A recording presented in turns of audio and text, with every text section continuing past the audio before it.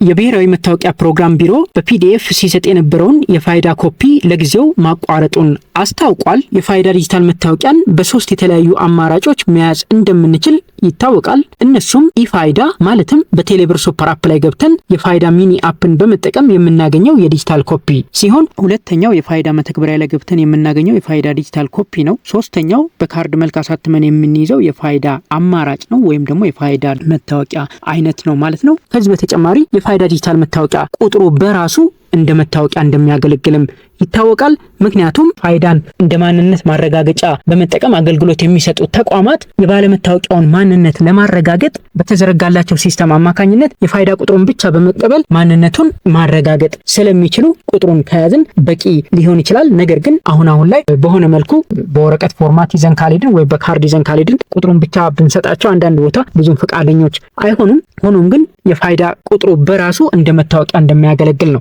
የሚታወቀው ማለት ነው። ከላይ ከጠቀስናቸው የፋይዳ አማራጮች መካከል እንግዲህ በፒዲኤፍ መልክ ስናገኝ የነበረውንና በቀላሉ በወረቀት ፕሪንት አድርገን መያዝ እንችል የነበረውን የፋይዳ ኮፒ መስጠት ማቆሙን የፋይዳ ዲጂታል መታወቂያ ፕሮግራም ቢሮ ሰሞኑን ባወጣው መረጃ አስታውቋል። ከዚህ ቀደም እንግዲህ ቴሌብር ላይ ገብተን በፋይዳ ሚኒ አፕ አማካኝነት የፋይዳ መረጃችንን ካየን በኋላ ከታች እንደምትመለከቱት ዳውንሎድ ወይም ደግሞ አውርድ የሚል ኦፕሽን ይሰጠናል። ያችን ስንጫን በቀጥታ በፒዲኤፍ መልኩ ዳውንሎድ አድርገን የፋይዳ መታወቂያችንን መያዝ እንችል ነበር። አሁን ላይ እንግዲህ ዳውንሎድ ስትሉት ወይም ደግሞ ለማውረድ ስትሞክሩ እንደምትመለከቱት 404 ወይም ደግሞ ኤረር ነው የሚሰጣችሁ። ይሄንን ፔጅ ነው የሚሰጣችሁ። ያ የሆነው እንግዲህ የፋይዳ መታወቂያ ፕሮግራም ቢሮ ለጊዜው በፒዲኤፍ ፎርማት ሲሰጥ የነበረውን አገልግሎት በማቋረጡ ነው ማለት ነው። ፋይዳ መታወቂያ ፕሮግራም ቢሮ ይህንን እርምጃ የወሰደበትን ምክንያት ሲናገር በየአካባቢው በተለያዩ ኢንተርኔት ቤቶች፣ ቢዝነስ ሴንተሮች እና የህትመት ቤቶች ጥራት በሌላቸው ካርዶች የፋይዳ መታወቂያ እየታተመ መሆኑ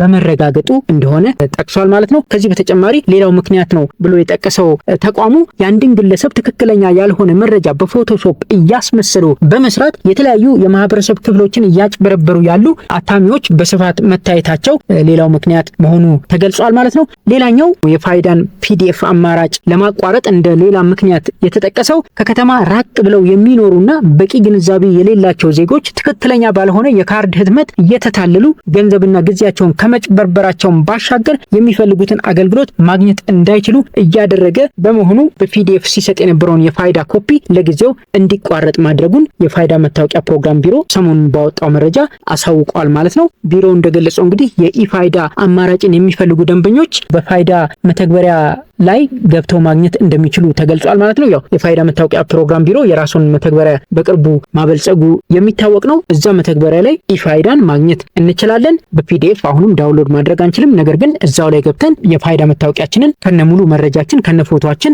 ማግኘት እንችላለን ማለት ነው። ቴሌብር ላይም ገብተን እንደዛው የፋይዳ ሚኒ አፕን ከፍተን የፋይዳ መረጃችንን ማየት እንችላለን ማለት ነው። ነገር ግን በፒዲኤፍ እንደከዚህ ቀደሙ ቴሌብር ሱፐር አፕ ላይ ገብተን ዳውንሎድ አድርገን መያዝ አንችልም። ስለዚህ ይህንን መረጃ ይዛችሁ እንግዲህ ፋይዳን በፒዲኤፍ ማውረድ ስትሞክሩ እምቢ ካላችሁ ምክንያቱ ይሄ ሊሆን ይችላል ማለት ነው። የፋይዳ መታወቂያውን ማሳተም የምትፈልጉ ከሆነ ደግሞ አሁን ላይ ተቋሙም የሚያውቃቸው ህጋዊ የማሳተሚያ መንገዶች ሁለት ናቸው።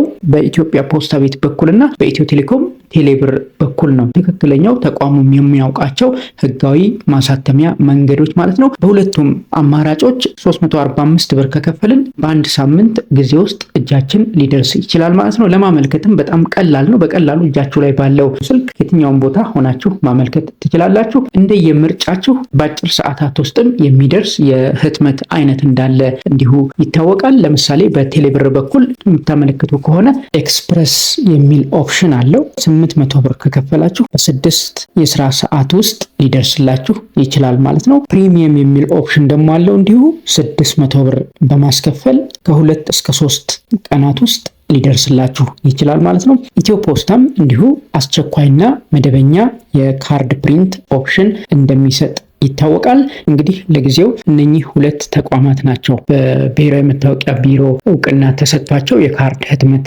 የሚሰጡት ማለት ነው። ጥራቱን በጠበቀ ህትመት ፕሪንት አድርገው ሊሰጧችሁ ይችላሉ። ለወደፊት ተጨማሪ ተቋማት ወይም ግለሰቦችም መስፈርቱን ካሟሉ እውቅና ተሰጥቷቸው የካርድ ፕሪንት ጥራቱን በጠበቀ መልኩ ሊሰጡ ይችላሉ ተብሎ ይጠበቃል ማለት ነው። ለጊዜው ግን ኢትዮ ፖስታና የኢትዮ ቴሌኮም መሆናቸውን ማወቅ ይጠበቅብናል። ስለዚህ ይህንን አውቃችሁ ካላስፈላጊ እንግልትና ወጪ እንዲሁም ጥራቱን ባልጠበቀ ህትመት እንዳትታለሉ እንላለን። ይህ መረጃ ይጠቅማችኋል ብለን እናስባለን። እንደወደዳችሁትም ተስፋ እናደርጋለን። ቻናላችንን ላይክ እና ሰብስክራይብ በማድረግ እንደዚህ አይነት ጠቃሚ መረጃዎችን ታገኛላችሁ። እናመሰግናለን።